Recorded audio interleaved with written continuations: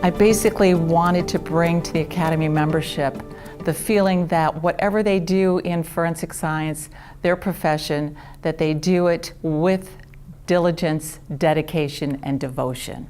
And that was my theme for the year, is to assist the scientists, the attorneys, those individuals as the members of the American Academy to realize their potential. The greatest accomplishment during my term was with the Young Forensic Scientists Forum. The point was to build this group into a strong committee to bring the young forensic scientists into the different sections and really involve them in the work to expand their career, expand their interest in what the Academy does, and working with the chair of that committee, we found a way to start energizing them to assist and be the future that we need in forensic science. You may have heard and you may have read the information in one of my president's report about the trip that the IEOP made to Cuba. It was an exciting time. We were warmly welcomed for our visit. The individuals that hosted us were thrilled to death that the American Academy of Forensic Sciences would consider and went through the extent that we had to do to obtain permission to visit their country. The wealth of knowledge that they had in medicine, in forensic science, had not been shared with the American people for a long time. So our takeaway from the meeting was actually obtaining this information, the amount of interest, the amount of procedures that they put together for their individual aspects of forensic science was amazing. And we still had the opportunity to express our interests, the developments that we have attained, and shared that knowledge with them. It was a very warm and engaging experience. I took a long time debating on exactly what did I want to focus on during this year.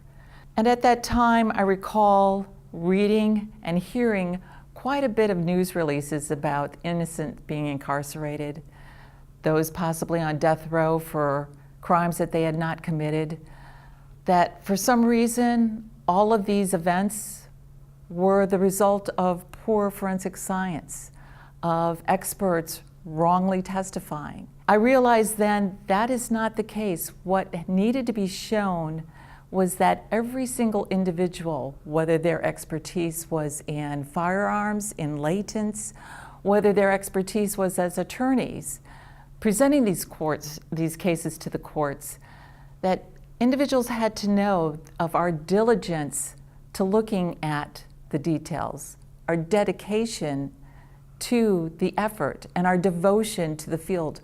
We take pride, I'm referring to the community of forensic science, take pride in our profession, and we do the best job that we possibly can, every day, every way. My most memorable experience during my term as president of the American Academy has been the great opportunity to work with the Academy staff. They're a phenomenal group of people, excited about the Academy, willing to do whatever they can to promote the essence of the Academy. And although I had another great opportunity to work with numerous committees, the energy from those people on those committees, I found it was the staff that I relied on to make the actions work. This year, our local arrangements chair had the opportunity to work with the Maryland Science Center and set up a CSI section to draw in the youth of the area to give them an opportunity to experience what is forensics all about. It was a phenomenal time. The center is beautiful.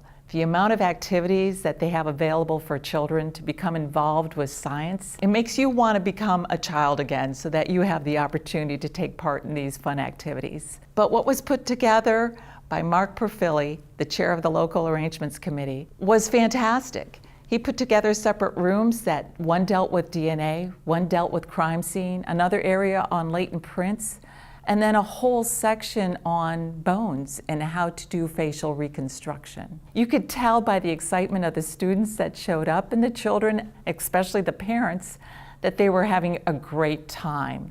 During my term, I received an invitation to present on standards and accreditation at the Latin America Anthropology Symposium.